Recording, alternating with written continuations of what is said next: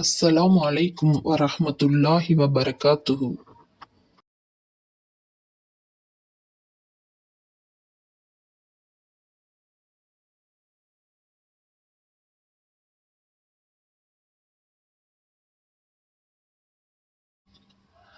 எவர்கள் நிச்சயமாக அல்லாஹு ஏழை, நாங்கள்தான் சீமான்கள் என்று கூறினார்களோ அவர்களுடைய சொல்லை திட்டமாக அல்லாஹ் கேட்டுக்கொண்டான்.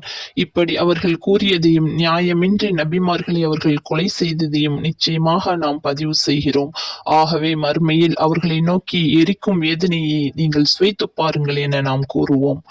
நீங்கள் உங்கள் கைகளால் தேடிக் கொண்டதுதான் இதற்கு காரணமாகும். நிச்சயமாக அல்லாஹ் தன் அடியார்களுக்கு சிறிதும் அநியாயம் செய்வதில்லை என்றும் கூறுவோம். இவர்கள் எத்தூதராயினும் அவர் கொடுக்கும் பலியை நெருப்பு கரித்து புசிப்பதை அவர் நமக்கு காட்டும் வரை அவரை நாங்கள் நம்பிக்கை கொள்ள கூடாது என்று நிச்சயமாக அல்லாஹ் எங்களிடம் உறுதிமொழி வாங்கியிருக்கிறான் என்றும் கூறுகின்றனர். அதற்கு நபியே கூறுவீராக, எனக்கு முன்னர் உங்களிடம் வந்த நபிமார்களில் பலர் நீங்கள் கேட்ட இதையும் வேறு பல தெளிவான அத்தாட்சிகளையும் கொண்டு வந்தார்கள்.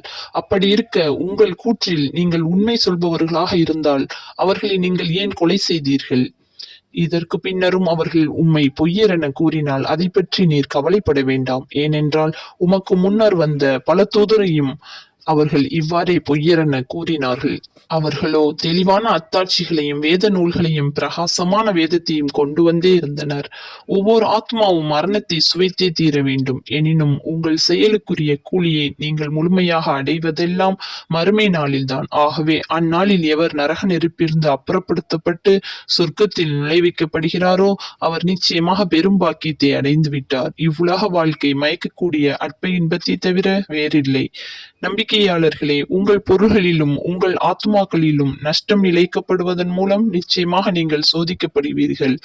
உங்களுக்கு முன்னர் வேதம் கொடுக்கப்பட்டவர்களாலும் இணை வைத்து வணங்குபவர்களாலும் பலவசை மொழிகளை நிச்சயமாக நீங்கள் செவியுறுவீர்கள்.